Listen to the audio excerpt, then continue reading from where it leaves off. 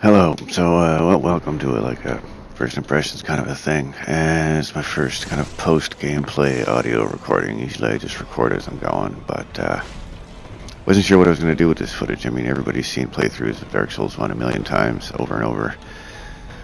So this is just kind of my sort of grizzled gamer perspective on the original Dark Souls after having played all of the other ones. I started with Dark Souls 2. Because I heard Bloodborne was coming out and it looked really awesome and I wanted to try it, but I'd heard how hard Dark Souls was and I was like, well fuck, I don't know if I'm in the mood for that. So I thought, well, Dark Souls 2, Scholar of the First Sin's cheap. I'll pick it up, try it out. Pick it up, not so bad at first. Get in the Forest of Fallen Giants when you get in the castle bed after you meet the old lady that sells you crap in the tower. Died there a bunch of times, started to get really frustrated and pissed off, put it down for like 3 months, didn't touch it. Bloodborne came out, tried that. I'd watched enough Dark Souls videos by that point to realize that there was a skill barrier that you have to get past in order to get the most out of these games. And for some people it might not be enough to get past it, they just don't give a shit. I get that. But Bloodborne was cool enough that it got me past that. I worked until I got past it. Wound up really enjoying it, made it all the way through. I didn't 100% it, but I mean, I got one of the endings in the game anyway. Easy one. I wanted to wake up. But then I went back to Dark Souls 2, applied what I'd learned. Played it with much more patience and caution. Made it all the way through that. Made a friend in the process. A couple, actually. It tends to happen with Souls games. Then I played 3. Same thing, really enjoyed it, made some friends, played a lot with friends. And then after much playing of all of those, probably 600 or 700 hours combined, just going back and playing through with new people that I meet. They're like, oh, I haven't played that yet. I was like, fuck, I'll play through with it, yeah. Anyway, point being, played Dark Souls before. All the footage you're seeing in this video is the first time I'm doing any of these things.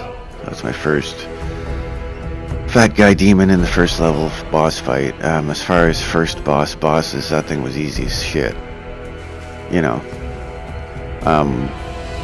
Ludix Gundyr or whatever in Dark Souls 3, first boss in that game gave me much more trouble and taught me more about playing the game if I had been a first time player than the first boss in this game. But again, it's the predecessor, right? It's what started it all. This boss fight, for example, basically just a slower, dumber version of the Belfry Gargoyles in Dark Souls 2. And there's only 2 of them, so there's 4 less.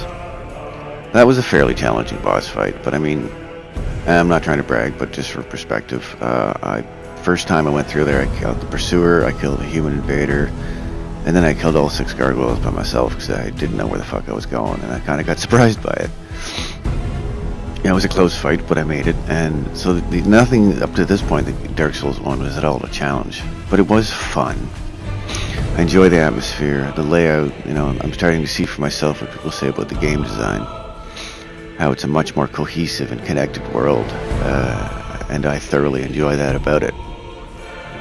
What I don't enjoy about that aspect of it, though, is that because, it still does look pretty dated, and the gameplay is just basically a more primitive or basic version of all the other Souls games I've played, but I'll have more depth or dynamicism to the combat than this does. Just the nature of progression, right? Jesus, this is almost like a squirrel because my point just fell off the side of this roof here I'm fighting on.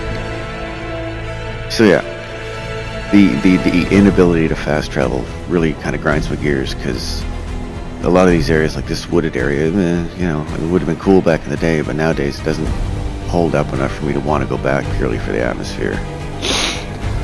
And I'm not too big on being invaded by multiple people, or even one person half the time. I enjoy the PvE combat in this game, and sometimes the PvP if you can happen to meet someone who's on the same skill level as you.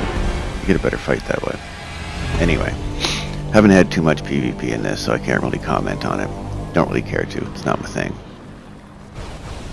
But most of the bosses are kind of dumb, pretty easily cheesable, and their patterns are super predictable.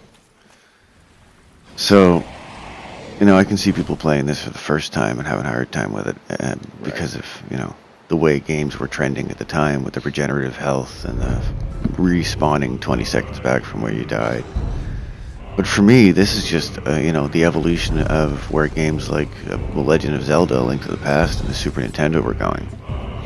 You had to find your way there on your own, figure out where to go by talking to people and getting sort of vague clues, finding the right tools to progress where before you couldn't, or you didn't have the key, or you didn't have the bomb to open a hole in the wall. There was no fast travel in that. You had to go and travel on your own and remember how to get there. Same thing with this, to me, on a bare bones level, it's the same as that. And that's what I love about it. That's what it reminds me of it. It brings back memories of being a kid, spending Saturdays. Get up early, eat my cornflakes on the living room floor, and try and figure out where the hell I was going in Zelda, right? So I am enjoying it, but I don't find myself drawn to come back in and revisit areas to do co-op and stuff, because it seems like there's so many breaks in the world between areas because of the way the co-op and stuff is set up in this game, that you can't just plop your sign down and then go wandering for a while, because you're always crossing a threshold somewhere. It says your sign has disappeared. It's like, oh fuck, I gotta put a new sign down. So unless you're willing to park your ass somewhere and wait to be summoned, it can be kind of annoying to grind areas, until you get to know, I guess, where those barriers are. But I don't know, I guess that's kind of a complaint. It seems sort of minor, but it kind of sort of doesn't, because there was always areas in all the other games that I enjoyed grinding, or I'd enjoy just going to and seeing if I could pick up a co-op because I enjoyed the area. And I could just teleport to that area, do my thing, do some co-op, help people with bosses I enjoyed taking on. And it was easy. With Dark Souls 1, I have to remember where the fuck that is, how to get there, stand around. So I'm not likely to replay this one very much, probably. I am going to play the entire thing, at least get every boss and see all the areas. Because it's part of the lineage, right? I need to know where it came from. It's like having seen all the new Star Wars movies and then going back and watching the originals. And there was something at its core that made them the classics. Even though the special effects might have been, good at the time, still kind of impressive that they did what they did, but starting to show their age, a little bit cheesy, But still, the heart of what started the love of the franchise was, Dark Souls 1, 2, Demon Souls. It was Star Wars, the original trilogy, right? In all its faults and seemingly primitive appearance now, it's what gave birth to the soul of the series. I could see where that came from. But I don't know. Even having said that, is it worth for me the $55 it costs in Canada to get it? Yeah, debatable. Super annoying for me because I don't use a credit card or anything like that, right? I go out, I buy a PlayStation card, and I put the code in. Well, at $55, I can buy $50 PlayStation cards, I can buy $100 PlayStation cards, or I can buy $25 PlayStation cards. So the way it works out, if I want to buy this game, I have to spend $75. So because of that little price hike, basically what they did was make this a full price game for anybody who uses PSN cards and codes to buy their games. So that's a bit of a bend me over and fuck me thank you. Wish they hadn't have done it that way. But I guess that's not really about the game itself, more the annoyance of its price point. I think I've said just about everything I need to. I might just leave you with a bit of gameplay. I got like 16 and a half minutes of footage, and I don't, well, I have way more than that. I edited it. I'm rambling now, because I've run out of shit to say. I like the game, overall, It's neat to go back and see the original, but I think having watched playthroughs of it, I maybe wouldn't have, if depending on how good the playthrough was, I don't think I would have missed all that much.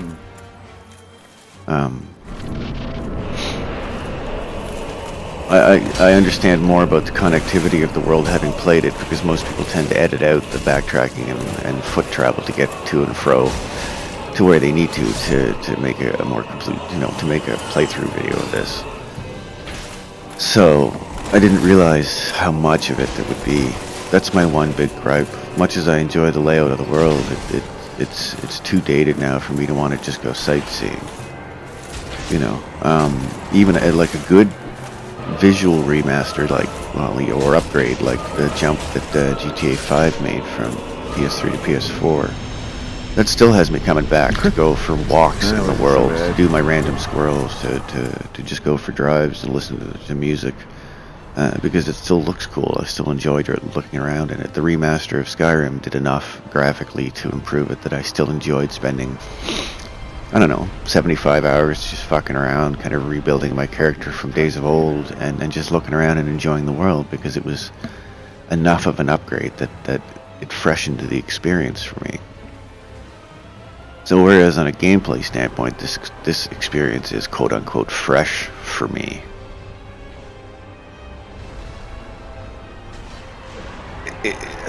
not even that, just the world, you know, like the layout of it, that's fresh for me. But a lot of the enemy types and a lot of the architectural kind of design cues and a lot of stuff was carried over into Dark Souls 2 and aesthetically, at least to some degree, in Dark Souls 3. So there isn't much in here that's surprising me, and if there is something that's kind of new in as far as in so much as the layout of an area or the representation of something like woods, it's been done better in the other Souls games that I've played.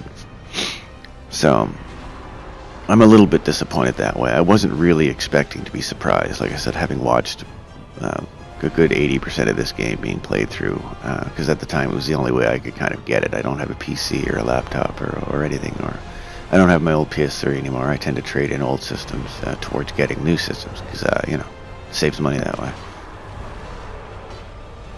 But, yeah, I think I had another point, but I kind of just sort of forgot it. The boss battles in Dark Souls 2 are definitely an improvement. To some degree, the bosses seem a bit more, you know, quick, a little bit more complexity to their patterns, but they don't stand up to the bosses in Bloodborne and Dark Souls 3. Those ones had a randomness thrown in. They would sometimes do something unexpected in their pattern or break from their patterns to fuck you up a different way, and there was some nuance there that kept the boss battles alive, you know, especially like good ones like the Slave Knight Gale is fantastic. I love that boss fight, even though, you know, he's hard and kicked my ass a lot, and I also hate that boss fight, but such is the nature of Dark Souls boss fights. My favorite in the series? Hard to say. Dark Souls 2 is my first Souls game that I played through, so it has a special place in my heart.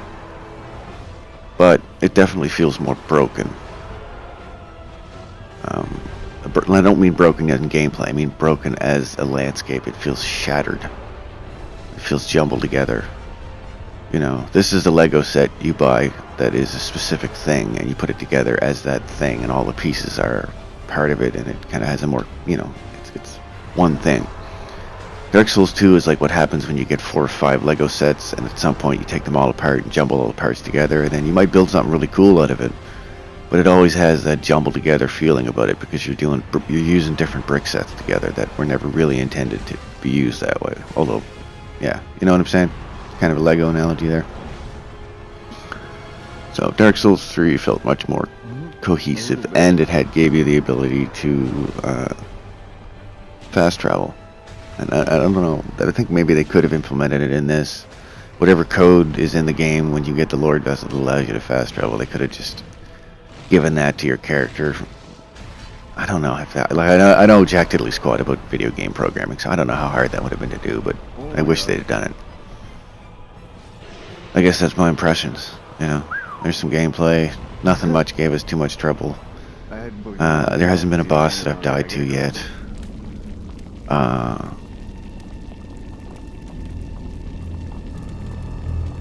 Well, okay, that broke my train of thought.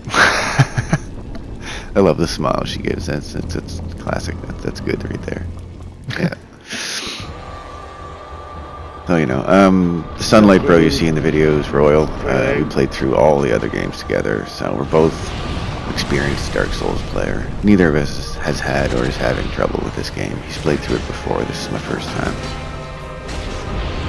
You know, but it's fun. We're enjoying ourselves. We're definitely appreciating the fact that they added the password ability from Dark Souls 3 in the co-oping, and have made what is still sort of frustrating to co-op because of the inability of fast travel. At least they've made connecting with friends easy. I'm happy that they recognized that people want to play with their friends and not have to wait 5 or 6 hours to get one chance. So thanks for that, FromSoft, but honestly, in my opinion, you could have tried harder with this remaster. You know, like it's not even up to the level of Scholar of the First Sin, and that was $15 cheaper than this. So, I'm not the type to give it scores. So, I'll give it a positive, and that's my rating. So I'm going to shut up and leave you with some footage of me poking a giant hot spider in the ass. Later. Yeah.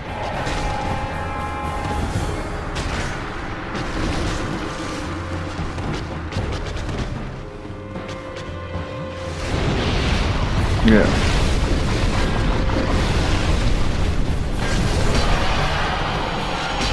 We got it.